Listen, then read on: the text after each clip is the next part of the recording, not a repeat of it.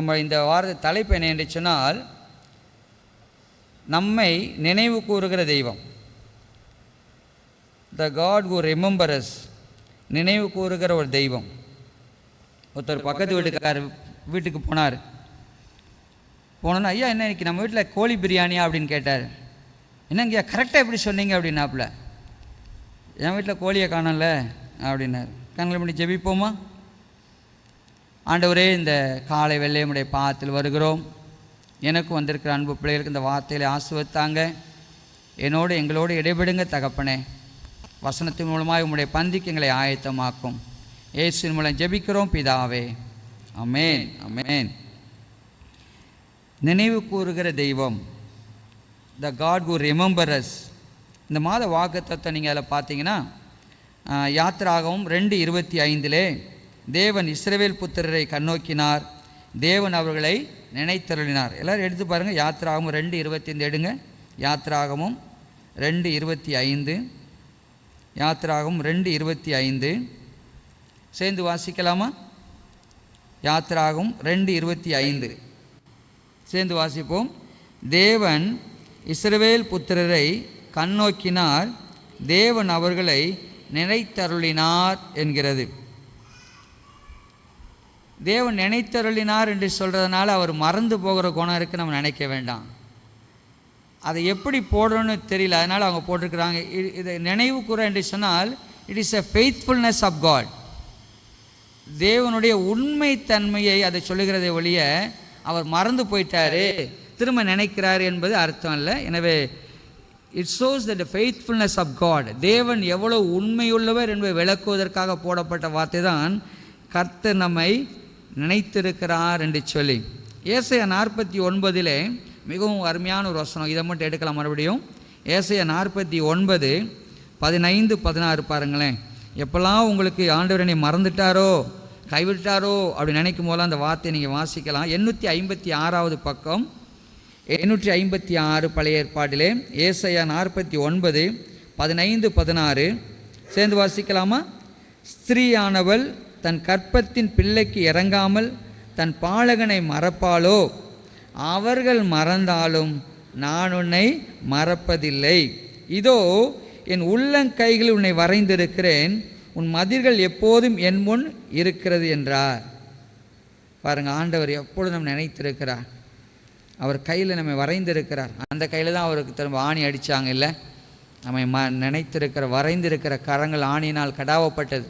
அடுத்து நீங்கள் மத்தேயு 10:42 பார்த்தீங்கன்னா, ஒரு கலசம் தண்ணீர் கொடுத்தால் கூட அதை ஞாபகத்தில் வைத்து அதனுடைய பலனை திரும்ப தருகிற தேவன் நம்முடைய ஆண்டவர். இந்த மாத வாக்குத்தத்தில் நீங்கள் படித்து பார்த்தீங்கன்னா அங்கே புரியும். 236 தடவை, எத்தனை? 236 தடவை கர்த்தர் நம்மை நினைவு கூறுகிறார், கர்த்தர் நம்மை நினைவு கூறுகிறார் என்று வருகிறது. நம்முடைய இந்த மாத வாக்குத்த வசன தியானிக்கும் போது எழுதியிருக்கிறேன். நிறைய பேர் நினைக்கிறோம் பாம்பின் விஷம்தான் விஷம், இல்லாட்டால் இந்த பூச்சிக்கொல்லி மருந்து அடிக்கிறான் அதுதான் விஷம் நினைக்கிறோம். சாப்பாடும் ஒரு விஷம்தான். அது அளவாக மீறும் பொழுது அது விஷமாய் மாறுகிறது. இன்றைய சூழலில் பார்த்திங்கன்னா நேரங்கட்ட நேரத்தில் சாப்பிட்றாங்க. அதனால் நைட்டு 12 மணி பிரியாணி, 1 மணி பிரியாணி, அதுக்கப்புறம் எத்தனை தடவை வேணாலும் சாப்பிட்றாங்க. நேரம் கடந்து சாப்பிடுதல், அளவுக்கு மிஞ்சி சாப்பிடுதல், இது நம்ம உடம்பை கெடுத்து ஆயுசு நாட்களை குறைக்க பண்ணுகிறது. இந்த சாப்பாடு தான் ஏதேன் தோட்டத்திலேயும் முதல் சோதனை, அப்படித்தானே இல்லை? இந்த பழத்தை சாப்பிடுகிற சோதனை. ஆண்டவராக இயேசு கிறிஸ்துவுக்கு வரும்பொழுதும் இந்த கல்லுகளை அப்பமாக்கும்படி செய்யும் என்று சொல்லி சாத்தானுடைய முதல் சோதனையும் சாப்பாடாகத்தான் இருந்துச்சு. அதே போல் இஸ்ரவேல் ஜனங்கள் இங்கே கொடுக்கப்பட்ட இந்த வாக்குத்த வார்த்தை சொல்லுகிறது அல்லவா? தேவன் இஸ்ரவேல் புத்திரை கண்ணோக்கினார், தேவன் அவர்களை நினைத்தருளினார் என்று சொல்லி. யாக்கோபின் பிள்ளைகள் கானான் தேசத்திலே பஞ்சம், ஆனால் எகிப்திலே சாப்பாடு இருக்குன்னு கேள்விப்படுறாங்க. இங்கே 70 பேர் போய் அங்கே என்ன செய்கிறாங்க? சாப்பாட்டுக்காக போகிறாங்க.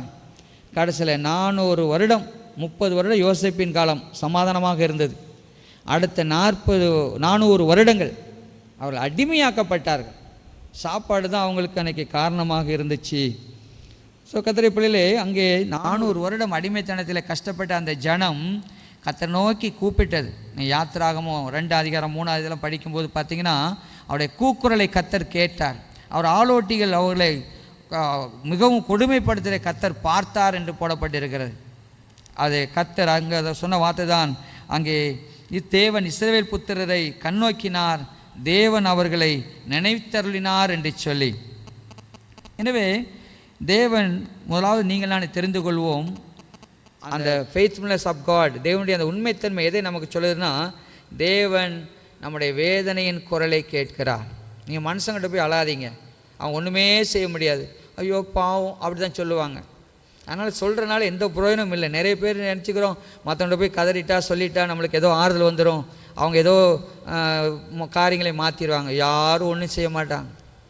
இன்றைக்கி பார்த்திங்கன்னா அந்த இதில் வாசிக்கிறோம் பவுலப்போஸ்தலனுடைய இதில் எல்லாரும் சுய பிரியர்களாய் மாறி போனார்கள். அதுக்கு பதிலாக தேவ சமூகத்தில் அழுதிங்கன்னா உங்களுடைய கண்ணீரை துருத்தியில் வைக்கிற சங்கீதங்களை வாசிக்க சங்கீதம் 80 நினைக்கிறேன். அந்த காலத்தில் எப்படி இந்த மாதிரி பலிபீடத்தில் நிறைய பொருட்களை வச்சுருந்தாங்களோ அதே போல் கண்ணீரை கலெக்ட் பண்ணுறதுக்காக ஒரு இன்ஸ்ட்ருமெண்ட் இருந்துச்சான். அது மேல் பக்கம் அகன்ற வாயுடையதாக இருக்கும். அது அழும்போது அந்த கண்ணீர் யாராவது செத்து போயிட்டு அழுவாங்க, அழுந்து அந்த கண்ணீர் அதில் கீழே வந்து சின்ன குடுவமாக இருக்கும், அப்படியே சேகரிப்பார்கள். பிறகு என்ன பண்ணுவாங்க, அடங்கம் பண்ணோடனே அவன் கல்லறையை கொண்டு அந்த கண்ணீரை வச்சுட்டு வந்துடுவாங்க. நான் உனக்காண்டி கண்ணீர் வெடிச்சப்பான்னு சொல்லாதான் அவங்களால செய்ய முடியும். ஆனால் கர்த்தர் அந்த கண்ணீரை அவர் வைத்து அதுக்கு பதில் தருகிறான்னு வேதம் சொல்லுகிறார். எனவே கர்த்தருடைய பிள்ளைகளே, தேவன் நம்முடைய கூக்குரலை, வேதனையின் குரலை கேட்கிற ஆண்டவர். ஆதியாகமத்தை நீங்கள் படித்தீங்கன்னா ஆகாரின் கண்ணீரை கர்த்தர் கண்டார், அதே போல் அன்னாளின் கண்ணீரை கர்த்தர் கண்டார். நிறைய நேரங்களில் நாம் நினைக்கிறோம், யாருக்காக நான் வாழணும், யார் என்னைய நினைக்கிறாங்க, யாருக்கும் நான் தேவையில்லை. நிறைய நேரங்களில் நம்முடைய எண்ணங்கள் அவிதமாய் போகிறது. ஆனால் தேவன் சொல்லுகிறார், தேவன் நம்முடைய குரலை, அழுகுரலை, கண்ணீரை காண்கிற தேவன், குரலை கேட்கிற தேவன், மறந்து போகாதீங்க. இந்த மாற்ற அதைத்தான் சொல்லுகிறார். நீங்கள் தேவ சமூகத்தில் போங்க, கண்ணீர் விட்டு தேம்பி கதறி அழுது அந்த கண்ணீரோடு தேவனை தேடி பாருங்களேன், அவர் நிச்சயமாய் பலன் தருகிறார். அவர் இறங்குகிறார், இஸ்ரவேல் ஜனங்களுக்கு இறங்கினார் என்று வேதம் சொல்லுகிறது. எனவே தேவன் நம்முடைய குரலை, அழுகுரலை கேட்கிறார். அடுத்து தேவன் தன்னுடைய உடன்படிக்கை மறந்து போவதே இல்லை. வேதம் சொல்லுகிற அதே யாத்திராகமும் 2:24 25 தான் நம்முடைய வாக்குத்த வார்த்தை.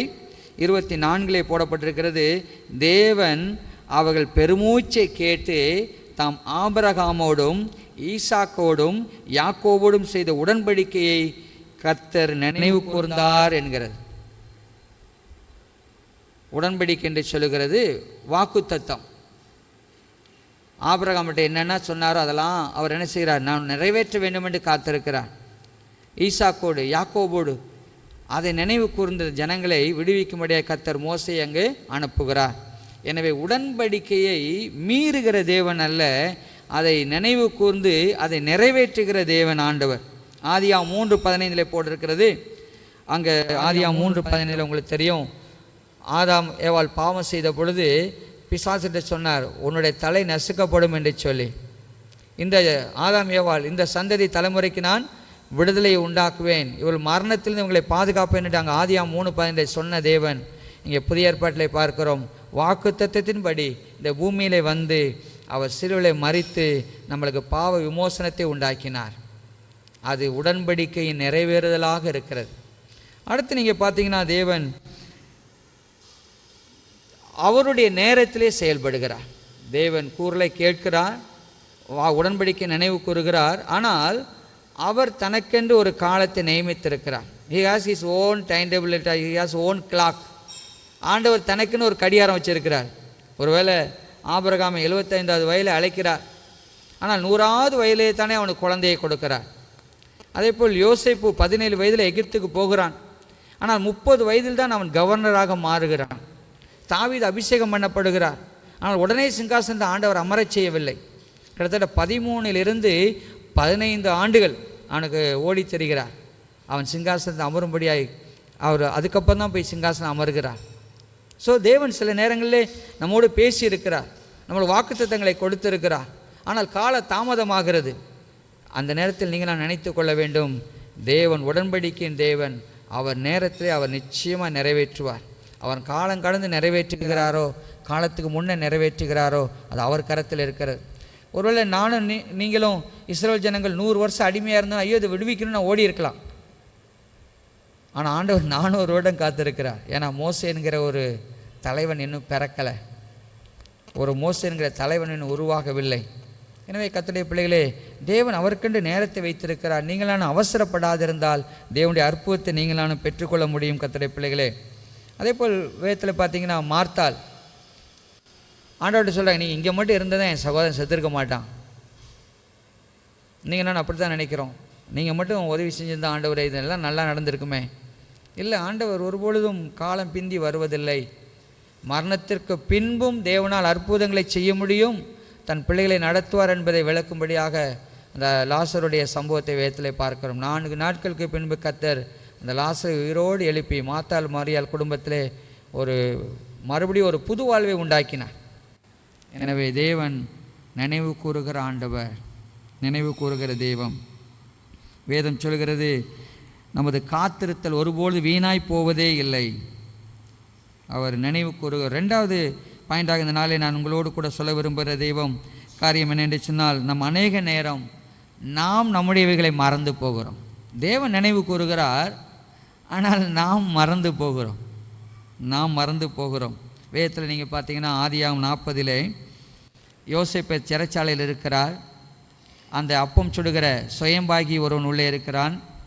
ஒரு பானபாத்திரக்காரன் அதை திராட்சை ரசம் கொடுக்கிறவனும் உள்ளே இருக்கிறான். 2 பேருக்கும் கனவுக்கு அந்த கரெக்டான பதிலை யோசேப்பு சொல்லுகிறார். அந்த சுயம்பாய்களின் தலைவன், அந்த ரொட்டி சொல்கிறவன் சொன்னபடியே தூக்கில் போடப்பட்டு விட்டார். ஆனால் இந்த பானபாத்திரக்காரன் திராட்சை ரசம் கொடுக்கிறவன் சொன்னபடியே மீண்டுமாய் பொறுப்பில் இருக்கிறான். வேதம் சொல்லுகிறது, அந்த பானபாத்திரக்காரன் யோசேப்பை மறந்து போனான். 2 ஆண்டுகள் ஆயிற்று, இது நடந்து 2 ஆண்டுகள் ஆயிற்று. ஆனால் ஆண்டவர் மறக்கலை. நீங்கள் நானும் அடிக்கடி அநேக நன்மைகளை மறந்து போகிறோம். எரேமியாவில் வீட்டில் போய் தயவுசெய்து படிங்க. 2வது அதிகாரம் முழுவதும் கர்த்தர் எவ்விதமாய் இந்த இஸ்ரவேல் ஜனங்கள் தன்னை மறந்தார்கள் என்று சொல்லுகிறார். அதில் இதை மட்டும் ஒரு வசனத்தை வாசிகள். எரேமியா 2:32 யாராவது வாசிங்க. எரேமியா 2:32, எரேமியா 2:32, 876வது பக்கம் வாசிங்க.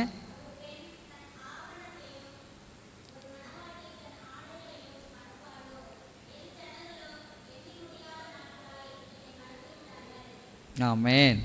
என் ஜனங்களோ எண்ணி முடியாத நாட்களாய் என்னை மறந்து போனார்கள். நிறைய பேர் நீங்கள் ஜெபிக்க மறந்து போகிறீங்க. நிறைய பேர் நீங்கள் வேதத்தை வாசிக்க மறந்து போகிறீங்க. நிறைய பேருக்கு ப்ரையாரிட்டிஸ் மாறிடுச்சு, ஆலயத்தை மறந்து போயிடுறீங்க. ஸ்பிரிச்சுவல் ஆக்டிவிட்டீஸ் நிறைய பேருக்கு 0வாக இருக்குது. நான் சொன்னேன், ஆவி ஆத்மா சரீரம் 3ஐ பற்றி நம்ம படித்தோம் பார்த்தீங்களா. 3 முக்கியம்தான். சரீரம் முக்கியம், உள்ளே இருக்க ஆத்மா முக்கியம், தேவன் கொடுத்த ஆவி முக்கியம். இன்றைக்கு நிறைய பேர் சரீர தேவையை மட்டும் எப்படி சத்தான ஆகாரம் சாப்பிடணும்னு நினைக்கிறோம், எப்படி பிள்ளைகளுக்கு நல்லா எஜுகேஷன் கொடுக்க நினைக்கிறோம். ஆனால் அதர் சைட் ஆவிக்குரிய வாழ்க்கையிலும் பிள்ளைகள் வளரணும். ஆவிக்குரிய வாழ்க்கையில் வளர்ந்தால் தான் அந்த பூமியில் இருக்கிற மற்ற காரியங்கள் அவர்களை மேற்கொள்ள முடியாது. இல்லாவிட்டால் நம்முடைய பிள்ளைகள் எதிர்காலத்திலே இந்த உலக ஆசாபாசங்களுக்கு அடிமைப்பட்டு நம்மை விட்டு பிரிந்து போய் விடுவார்கள். எனவே கர்த்தருடைய பிள்ளைகளே, நீங்கள் நான் வேதத்தை மறந்து போனோமா? நீ என் வேதத்தை மறந்தால் நான் உன் பிள்ளைகளை மறந்து விடுவேன் என்று ஆண்டவர் சொல்லுகிறார். இன்றைக்கு ஆண்டவர் சில காரியங்களை நினைவு கூறும்படியாக சொல்லுகிறார். முதலாவது ஆண்டவர் நினைவு கூற சொல்கிற காரியம் என்ன தெரியுமா? வெளிப்படுத்தல் 2:5 எடுக்கலாம். வெளிப்படுத்தல் 2:5 எல்லாம் சேர்ந்து வாசிப்போமா? அருமையான ஒரு வார்த்தை, அடிக்கடி என்னை நான் புதுப்பித்து கொள்ள உதவி செய்கிற ஒரு வார்த்தை. இந்த வெளிப்படுத்தலில் இருக்கிற 7 சபையை தான் சொல்லியிருக்கிறாரு. நம்ம சபையெல்லாம் சேர்க்கல நினச்சிக்கிறாங்க. அந்த 7 சபைகள் ரெப்ரசன்ட்ஸ் த ஹோல் வேர்ல்டில் இருக்கிற எல்லா சபையும் இந்த 7 கேட்டகரிக்குள்ளே வருது. சரியா? 7 சபை represents the churches which is in the world today. இன்றைக்கு உலகத்தில் இருக்கிற 7 சபை, எல்லா சபையுடைய ரெப்ரசன்டேட்டிவ்ஸ் தான் இந்த 7 சபைகள். இங்கே எபேசு சபை தூதனுக்கு ஆண்டவர் சொன்ன காரியம் எடுக்கலாம். வெளிப்படுத்தல் 2:5 சேர்ந்து வாசிப்போமா? பக்கம் 334. அதாவது கர்த்தர் நினைவு கூறுகிறார், நாம் சில காரியங்களை மறந்து போனோம். கர்த்தர் இந்த நாளில் சொல்லுகிற சில காரியத்தை கர்த்தர் நினைவு கூற சொல்லுகிறார். என்னத்தை நினைவு கூற சொல்லுகிறார்? வெளிப்படுத்தல் 2:5 சேர்ந்து வாசிப்போம். ஆகையால் நீ இன்ன நிலைமையிலிருந்து விழுந்தாய் என்பதை நினைத்து மனம் திரும்பி ஆதியில் செய்த கிரிகளை செய்வாயாக. இல்லாவிட்டால் நான் சீக்கிரமாய் உன்னிடத்தில் வந்து நீ மனம் திரும்பாத பட்சத்தில் உன் விளக்கு தண்டை அதனின்று நீக்கி விடுவேன். விளக்கு தண்டு represents the name of the church. இல்லாவிட்டால் சர்ச் என்கிற ஒரு ஐக்கியத்தை குறிக்கிறது. நீ சபைன்னு சொல்லிக்கிட்டு சபையின் காரியம் இல்லைன்னா, நீ கிறிஸ்தவன் சொல்லிட்டு கிறிஸ்தவன் காரியம் இல்லைன்னா நீ அதுக்குரிய இதே இல்லாமல் பண்ணிவிடுவேன் என்று சொல்லுகிறார். இங்கே கர்த்தர் சொல்கிற காரியம் ரிமெம்பர். எதை நினைவு கூறணும்? நீங்கள் இதுக்கு முன்னாடி எப்படி நல்ல ஆண்டோடைய காரியத்தில் இருந்தீங்க, ஸ்பிரிச்சுவலில் ஃபுல் ஃப்ளெஜ்டாக. அடுத்து ரிப்பண்ட், அடுத்து மனம் திரும்பு என்று சொல்கிறார் கர்த்தருடைய பிள்ளைகளே. அடுத்து ரிட்டர்ன், தேவனிடத்தில் திரும்பி வாருங்க என்று சொல்லி கர்த்தர் இந்த நாளில் நினைவு கூற சொல்கிறார். வேதத்தில் மிக அருமையான ஒரு காரியம் என்ன தெரியுமா? அந்த சிலுவையில் ஒரு கல்லன் ஆண்டவர் நோக்கி சொன்ன, ஆண்டவரே என்னை நினைத்தருளும் என்று சொல்லி மிக அருமையான ஒரு பகுதி அது. லூக்கா 23:42 போட்டிருக்கிறது. அந்த இயேசுவை நோக்கி அவன் சொல்லுகிறான், ஆண்டவரே நீர் உம்முடைய ராஜ்யத்தில் வரும்பொழுது அடியேனை நினைத்தருளும் என்று சொல்லுகிறான்.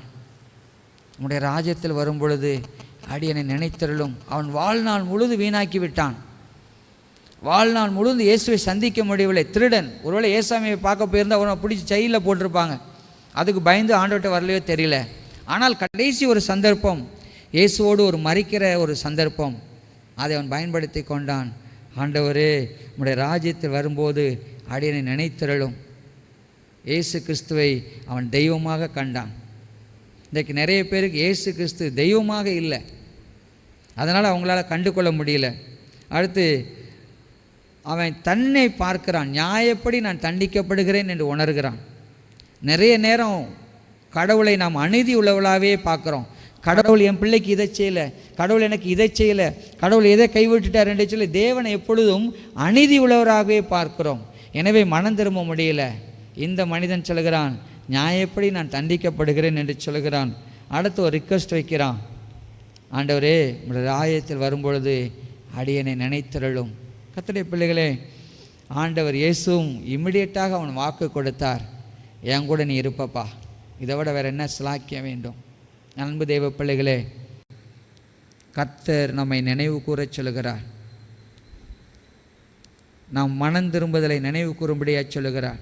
மீண்டும் அந்த ஆவிக்குரிய வாழ்க்கையில் ஒரு வளர்ச்சியை நாம் பெற்றுக்கொள்ளும்படி ஆண்டவர் சொல்லுகிறார். இன்றைக்கி நிறைய ஒரு யூடியூப்லேயோ இல்லாவிட்டால் நிறைய தேவ பிள்ளைகள் புஸ்தகங்கள் எழுதியிருக்கிறாங்க. அதெல்லாம் வாசிக்கிறோம், வேதத்தை விட்டுறோம். நீங்கள் வேதத்தை வாசிக்கும்போது நல்லா தெரியும், are you familiar with your word of God? when you are not able to read the Bible properly, that you are not familiar with the word of God. வேதத்தை உங்களால் சரியாக வாசிக்க முடியலன்னா you are not familiar. நீங்கள் நிறைய பேர் வேதத்தை வாசிச்சோன்னா அப்படியே தடுமாறுறாங்க, பயப்படுறாங்க. Make it. நீங்கள் உலகத்தில் நீங்கள் என்ன வேணால் கற்றுக்கோங்க, இதை தெரிலனா ஒன்றுமே பிரயோஜனம் கிடையாது. இது ஆண்டவரே எழுதி கொடுத்த வார்த்தை. ஸ்மித் விக்லிஸ்வர்த் அவர் தான் உலகத்தில் மிகவும் பெரிய சிறந்த ஒரு ஊழியர். 23 பேர் செத்தவங்க உயிரோடு எழுப்பினவர். அவர் போய் நின்னா பலசர கடையில் இருக்கணும், ஐயோ நான் பாவின்னு ஓடுவாங்க.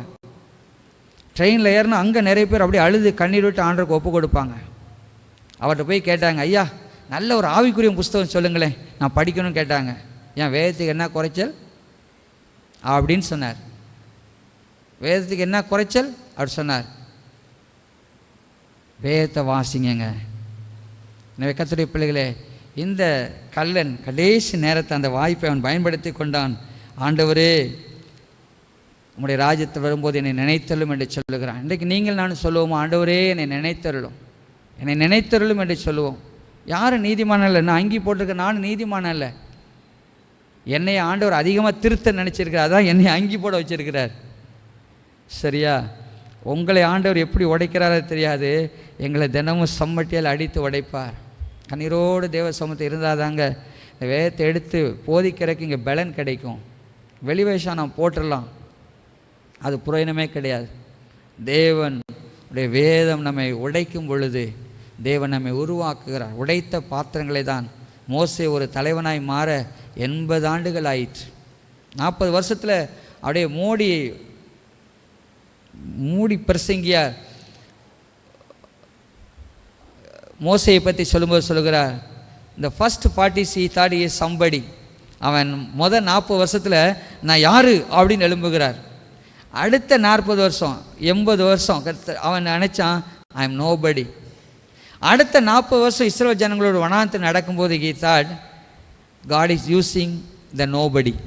கடவுள் ஒன்றுமில்லாதவனை பயன்படுத்த முடியும் என்று கற்றுக்கொள்கிறார். எனவே கர்த்தருடைய பிள்ளைகளே, இந்த நாளிலே சொல்லுவோம், ஆண்டவரே என்னை நினைத்தலும் என்று சொல்லுவோம். No sinner is too late. எந்த ஒரு பாவியும் இன்னும் பிந்தலை, இன்னும் டைம் இருக்குது. இன்றைக்கி ஆண்டவர் டைம் கொடுத்துருக்கிறார். நீங்கள் நானும் ஆண்டவரை நெருங்கி சேரும்படியாய் இந்த நாளிலே நாம் நம்முடைய ஆத்துமாவிற்காக நாம் வேண்டுதல் செய்வோம். என்னை நினைத்தலும் என்று நாம் சொல்லுவோம் கர்த்தருடைய பிள்ளைகளே. அதே போல் இன்னொரு வேத பகுதி உண்டு, லூக்கா 16:19 முதல் 31 வரை இருக்கிறது. நீங்கள் வீட்டில் போய் படிங்க. தெரிந்த ஒரு ஓமை. ஆண்டவர் பரலோக ராஜ்யத்தை குறித்து ஜனங்களுக்கு சொல்லுகிறார்.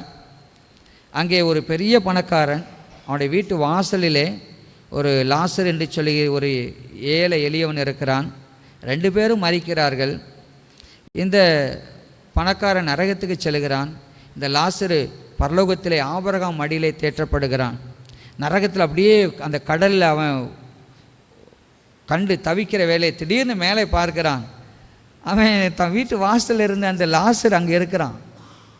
அவன் சொல்கிறான், ஐயா குஷ்டரோகம், பயங்கரமான வியாதி, அவனை நெருங்கக்கூட மாட்டாங்க. இப்போ என்ன சொல்கிறான், அவன் சுண்டு விரலையாவது அந்த தண்ணியில் விட்டு அந்த ஒரு சொட்டு தண்ணி எனக்கு கொடுங்களேன்னு கேட்குறான்.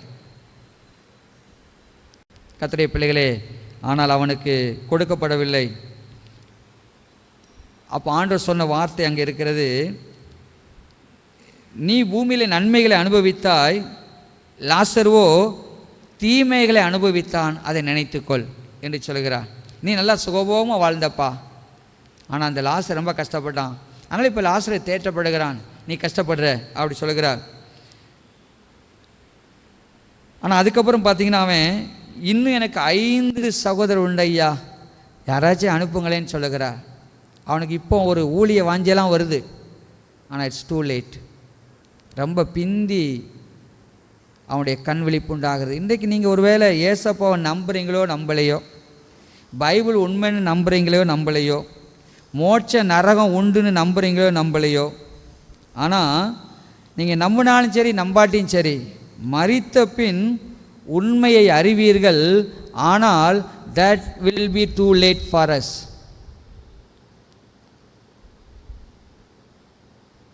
மரித்த பின்பு நிச்சயமாய் காரியங்கள் 2 வழி இருக்கிறது. ஒன்று பரலோகம், நரகம் என்று சொல்லி. இன்றைக்கி நீங்கள் நம்பாமல் இருக்கலாம், உங்களுக்கு இதன் மீது நம்பிக்கை இல்லாதே போயிருக்கலாம், உங்களுடைய நம்பிக்கை ஒருவேளை மேலோட்டமாக இருக்கலாம். ஆனால் மரித்த பின்பு உண்மையை கண்டு கொள்வீர்கள், ஆனால் அந்த நேரத்தில் உங்களுக்கு நேரம் கொடுக்கப்பட மாட்டாது. எனவே கர்த்தருடைய பிள்ளைகளே, இவருக்கு ரொம்ப அந்த வாஞ்சை வந்துச்சு, ஆனால் அவர் டூ லேட். அதுக்கப்புறம் ஆண்டவர் சொல்லிட்டார், அவங்க மோசே எலியா இருக்கிறாங்க, அவங்களுக்கு செவி கொடுக்காட்டி அவங்க செவி கொடுக்காம போகட்டும் அப்படின்னு சொல்லிட்டார் ஆண்டவர். மரித்தலேருந்து ஒருவன் எழும்பி போனாலும் என்ன செய்ய மாட்டாங்க, நம்ப மாட்டாங்க. ஏன் அப்படி சொன்னார்? ஏசப்பா மரித்து உயிர்த்தெழுந்து வந்து சீடர்கிட்ட சொன்னாலும் சீடர்களில் சில பேர் நம்பாதவங்க இருந்தாங்கன்னு பைபிள் சொல்லப்பட்டு. எனவே இன்றைக்கு கொடுக்கப்பட்டிருக்க இந்த வார்த்தைகளை நீங்கள் நான் கிருபையின் வார்த்தைகளை ஏற்றுக்கொள்ளும் பொழுது நம்முடைய ஆத்மா ரட்சிக்கப்படையும், நம்முடைய வாழ்க்கையை நம்ம ஆதாயம் பண்ண கொள்ள முடியும். ஒருவேளை இந்த ஐஸ்வர்யவான்கிட்ட போய் நாளைக்கு அவன் சாக போகிறான், இன்றைக்கி நான் போய் ஐயா மோட்சன்னு ஒன்று இருக்குது, நரகன்னு ஒன்று இருக்குது நான் சொல்லியிருந்தாலும் அவன் நம்ப மாட்டான். ஏன்னா அவனுக்கு பூமி உலகம்தான் கண்ணில் தெரியுது. அதனால் நிறைய பேருக்கு இன்றைக்கு உலகம்தான் கண்ணிலே தெரிகிறது, ஆண்டவர் கண்ணிலே தெரியாதவராக இருக்கிறார். கர்த்தருடைய பிள்ளைகளே, நீங்கள் நானும் விசுவாசிப்போம். இன்று நம்மை உண்டாக்கினவரை, ரட்சித்தவரை நாம் நினைவு கூறுவோம். இதுவரை நடத்தி வந்த எபனேசருக்கு நன்றி சொல்லுவோம். இனி இருக்க நம்முடைய காலங்களை ஆதாயம் பண்ணி கொள்ளும்படியாய் நீங்கள் நான் தேவ ஒத்தாசையை நாடுவோம். கர்த்தருடைய பிள்ளைகளே, அங்கே மத்தேயு 26:6-13 வரை போடப்பட்டிருக்கிறது. ஒரு ஸ்திரீயின் விலையேறப்பட்ட பரிமள தைலத்தை கொண்டு வந்து ஆண்டுடைய பாதத்தில் ஊற்றுகிறாள். அப்பொழுது நிறைய பேர் இது எதுக்கு வேஸ்ட்டுன்னு சொல்கிறாங்க. ஆனால் ஆண்டவர் சொல்கிறார், இவள் செய்த நற்கிரியை சுவிசேஷம் எங்கெல்லாம் அறிவிக்கப்படுமோ அங்கேயெல்லாம் நினைவு கூறப்படும் என்று சொல்கிறார். அர்த்தம் என்ன? நீங்கள் ஒரு நன்மை செயல்கள் செய்தால் அது நினைவு கூறப்படும். ஐயா, நான் இவ்வளோ பண்ணேன், இந்த பாஸ்டருக்கு ஒன்றுமே கண்ணு தெரில அப்படிங்க நினைக்கலாம். பாஸ்டர் கண்ணு தெரிலங்க, ஆண்டவர் நினைவு கூறுவார். அல்லேலூயா, அல்லேலூயா. அந்த ஸ்திரீ செய்த அந்த பரிமள தைலத்தினால் அவனுடைய பாதத்தை கழுவின அந்த காரியம் தேவன் சொன்னார், இந்த சுவிசேஷம் அறிவிக்கப்படுகிற எல்லா இடங்களிலும் இவள் நினைவு கூறப்படுவாள். நீங்கள் செய்த எல்லா நற்செயலும் மனிதர்கள் ரெகனைஸ் பண்ணலன்னு நீங்கள் சோர்ந்து போகிறீங்க. அது தேவையில்லை, அது ஆசீர்வாதமே இல்லை. தேவன் நினைவு கூறுகிறார் என்பதற்கு இது ஒரு உதாரணமாக நான் சொல்கிறேன். ஒரு கலசம் தண்ணீரை கூட நினைவு கூறுகிற ஆண்டவர் உங்களுடைய நன்மை எல்லாவற்றும் நினைவு கூறுவார் கர்த்தருடைய பிள்ளைகளே. அதே போல் வேதம் சொல்கிறது, அப்போஸ்தலர் 10:4 கொர்நேலியு அவன் ஒரு ரோம அதிகாரி, ஆனால் அவன் தான தர்மம் செய்கிறான், ஜெபிக்கிறான். வேதம் சொல்லுது, அவனுடைய தான தர்மங்களும் அவனுடைய ஜெபங்களும் தேவ சமூகத்தை வந்து எட்டினது என்று சொல்லி. என்ன ஒரு சாட்சியில் நீங்கள் பண்ணுற ஜெபம், நீங்கள் பண்ணுகிற தான தர்மங்கள், நீங்கள் பருகிற எல்லா நற்கிரிகள் தேவ சமூகத்தை வந்து எட்டும் அன்பு பிள்ளைகளே. வேதம் சொல்கிறது, நாம் பரலோகத்துக்கு போகும்போது நாம் செய்த நன்மைகளை நம்மோடு கூட எடுத்து செல்ல முடியும். இங்கே இருக்கிற கரன்சியோ தங்கத்தையோ எடுத்து செல்ல முடியாது, ஆனால் நன்மைகளை எடுத்து செல்ல முடியும். அன்பு தேவ பிள்ளைகளே, நம்ம நிச்சயம் ஆண்டவர் நினைவு கூறுகிறார், நாம் அவரை நினைவு கூறுவோம். தேவன் நம்மையும் நமது நற்கிரிகளையும் நினைவு கூறுகிற ஆண்டவராக இருக்கிறார். சங்கீதம் 115 ஆரம்பத்தில் நான் வாசித்த ஆலயத்திலே அந்த வார்த்தை சொல்கிறது, கர்த்தர் நம்மை நினைத்திருக்கிறார், அவர் ஆசீர்வதிப்பார், இஸ்ரவேல் குடும்பத்தாரை ஆசீர்வதிப்பார், அவர் ஆரோன் குடும்பத்தாரை ஆசீர்வதிப்பார். கண்களை மூடி நாம் செபிப்போம். தகப்பனே, உம்முடைய கிருபை இரக்கங்களுக்காய் கொடான கொடி சோத்திரம் அப்பா. நீ நினைவு கூறுகிற ஆண்டவர், நன்றி செலுத்துகிறோம். இந்த நாளில் வந்திருக்கிற ஒவ்வொரு தேவ பிள்ளைகளுக்காய் எமக்கு சோத்திரம். நீர் உடன்படிக்கையிலே உண்மையுள்ள ஆண்டவர், கூக்குரலை கேட்கிறவர், கண்ணீரை காண்கிறவர். அதே நேரத்தில் நாங்கள் நினைவு கூறும்படியாய் எந்த இடத்தில் நாங்கள் விழுந்தோம், இன்னும் எவைகளை சரி செய்ய வேண்டும், இந்த நாளை நினைவு கூறும்படியாய் எங்களுடைய ரட்சிப்பின் காரியங்களை நினைவு கூறும்படியாய் உதவி செய்து நன்றி செலுத்துகிறோம். என்னுடைய பாவங்களை அறிக்கை செய்கிறோம். ஆண்டவரே, சிலுவையிலே தன்னோடு கூட மரித்த அந்த இயேசுவை திருடன் அறிந்து கொண்டான். கர்த்தாவே, என்னை நினைத்தருளும் என்று சொன்ன பொழுது அவனை நினைத்தருளினீர். ஆண்டவரே, இன்றைக்கு என்னோடு கூட இருப்பாய் என்று சொன்னீர். கர்த்தாவே, நன்றி செலுத்துகிறோம். எங்களை நினைவு கூறுமப்பா, எங்களை நினைவு கூர்ந்தருளும் ஆண்டவரே. நாளை எங்களுடைய ஆத்துமாவுடைய ரட்சிப்பு கேட்டவை நாங்கள் சிந்திக்கிறோம், உங்களுடைய பாவங்களை அறிக்கை செய்கிறோம், நாங்கள் மனம் திரும்புகிறோம். ஆண்டவரே, உங்களுடைய பந்திக்கு எங்களை ஆயத்தமாக்கும். அப்படியே செய்த கிருபைக்காய் கொடான கொடி ஸ்தோத்திரம். கிறிஸ்து இயேசுவின் மூலமே வேண்டிக் கொள்கிறோம் பிதாவே. அமேன், அமேன், அமேன்.